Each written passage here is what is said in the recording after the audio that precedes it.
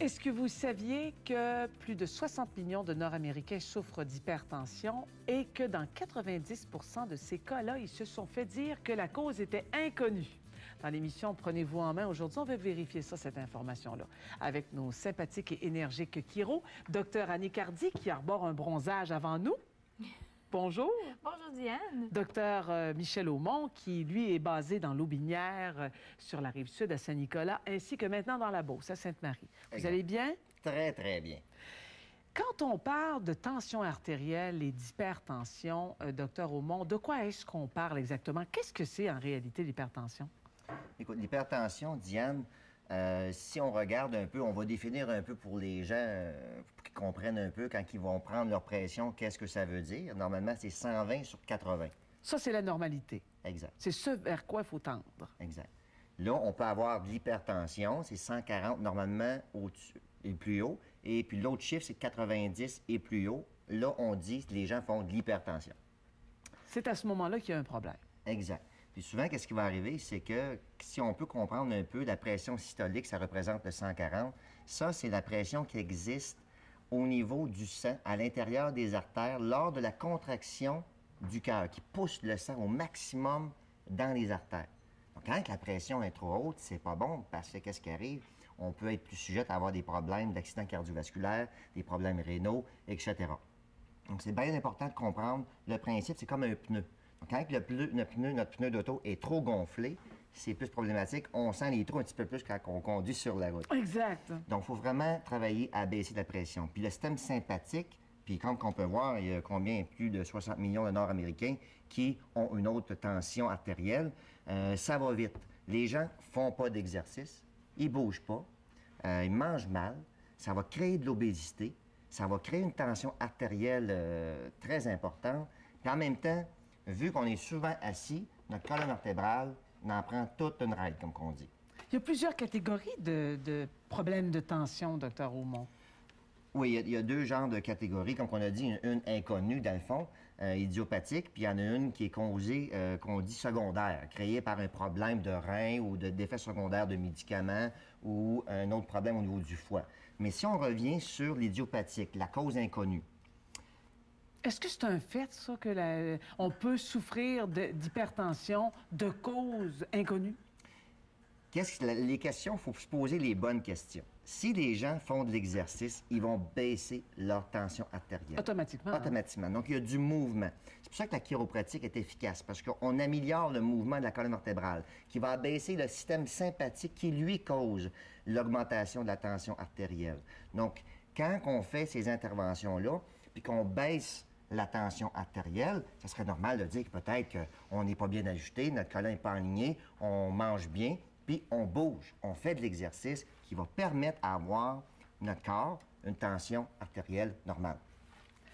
Il y a des recherches médicales aussi dont vous avez des résultats régulièrement. Je crois qu'il y a une récente recherche là, qui parle dans ce sens-là. De quoi s'agit-il, docteur Hardy? Diane, en fait, c'est une étude qui a été réalisée dans une université médicale américaine. Et puis, qu'est-ce qu'ils ont fait, eux? C'est ce qu'on appelle une étude à double insu. C'est-à-dire qu'il y a une personne de l'extérieur qui chapeaute toute l'étude. Et puis, on a pris à ce moment-là des chiropraticiens qui, eux, ne savaient pas nécessairement pourquoi ils donnaient un traitement, un ajustement au patient. Et puis, le patient, lui, également, ne savait pas pour quelle raison il subissait un ajustement. Il savait qu'il y avait un ajustement chiropratique, bien entendu, mais la raison n'était pas connue des deux personnes. OK? À ce moment-là, ça fait que les résultats ne peuvent pas être biaisés. OK? Et qu'est-ce qu'ils ont réussi à prouver par cette étude-là? Ils ont réussi à prouver que par une technique des hautes cervicales, que simplement l'ajustement des hautes cervicales par cette technique, ils ont réussi à prouver que ça pouvait diminuer l'hypertension équivalent à la prise de deux comprimés là, de médicaments contre l'hypertension. Donc, c'est vraiment une étude qui, pour les gens qui font de l'hypertension, pour nous, ça fait vraiment avancer le sujet au niveau de la chiropratique. Donc, ce que vous me dites, c'est que la chiropratique peut remplacer, en réalité, ou au moins agir tout aussi bien que deux médicaments au niveau de l'hypertension et vous parlez à ce moment-là d'un ajustement des hautes cervicales. Effectivement, 2 comprimés, par la prise de 2 comprimés là, de médicaments qui peuvent agir sur l'hypertension. Donc, il y a un lien haute cervicale, hypertension. Exactement, parce que les hautes cervicales agissent énormément justement sur le système nerveux central. Donc, c'est à ce niveau-là là, qu'on a un impact direct. D'ailleurs, quand on est tendu, on ressent une pression dans les hautes cervicales. On se sent tendu, on fait peut-être, pas nécessairement, là, mais on fait peut-être de l'hypertension. On a mal dans les hautes cervicales. Donc, quelque part, c'est presque pas étonnant d'entendre quelque chose comme ça. Il y a un lien entre le système nerveux et l'hypertension, ça c'est clair. Effectivement. Et puis, il y a un lien encore plus direct quand on regarde, par exemple, au niveau du cerveau. On a des glandes qu'on appelle thalamus. On a le thalamus, hypothalamus, bien entendu, et l'hypophyse. 2 glandes, l'hypophyse et l'hypothalamus, 2 glandes importantes au niveau du cerveau. Elles font quoi? Elles vont sécréter des hormones, bien entendu, qui vont aller agir sur une autre glande qu'on appelle les surrénales. Les surrénales, elles produisent quoi? Elles produisent une hormone qu'on appelle le cortisol. Okay? Et le cortisol, c'est en fait l'hormone de stress. On voit à quel point tout ça, c'est interrelié. Exactement. Hein? Incroyable. Justement, si je peux noter, j'ai justement un patient, on avait un thème la semaine passée, c'était le thème, à la clinique, on a des thèmes à toutes les semaines, c'était l'hypertension. Puis justement, le monsieur est venu nous voir, considérant tout ce qu'on faisait, il avait vu l'émission, puis tout ça, puis on a parlé justement de l'hypertension. Puis là, j'ai dit, mon chum, j'ai dit, il faut que tu réalises une chose. Pour guérir, il faut ralentir. Les gens, c'est vite, hein? Les autos, ça passe vite, puis puis on se garage d'un bord puis de l'autre. Mais à quelque part, il faut ralentir pour guérir, prendre le temps de se regarder à l'intérieur du triangle de la santé et de se poser les bonnes questions. Puis, on est vraiment dans un changement de paradigme au niveau de notre santé, dans le système de santé.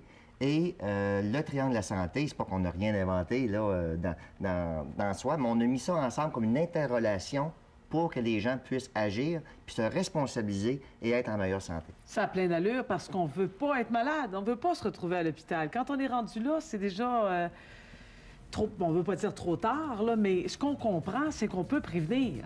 Exact.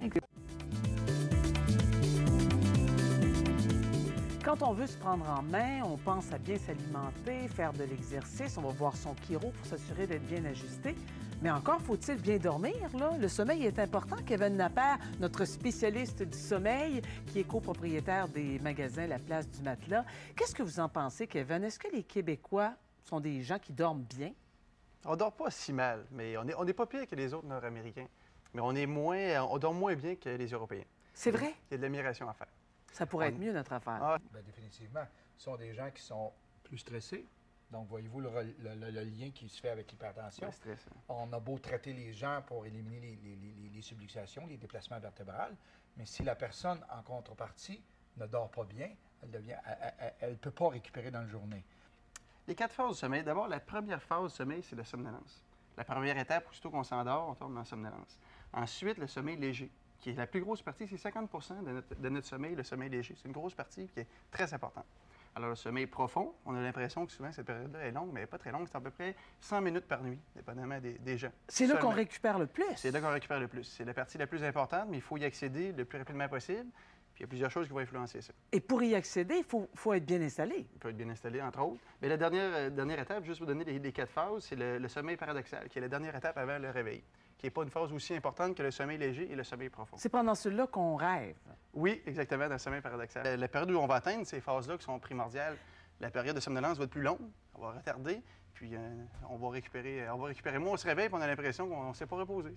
C'est pas recommandé de se pas mettre à du faire tout. ces redressements assis juste avant d'aller se coucher. C'est très bien de les faire, mais peut-être pas juste avant de se coucher. Puis une chose qui est importante aussi, c'est que quand j'étais à l'université, beaucoup de mes confrères, et même moi, je l'ai fait, on se levait après une certaine phase où on dormait très bien, puis lorsque la récupération était faite comme il faut, on se levait, et c'est là qu'on emmagasinait le plus de connaissances possible. Oui.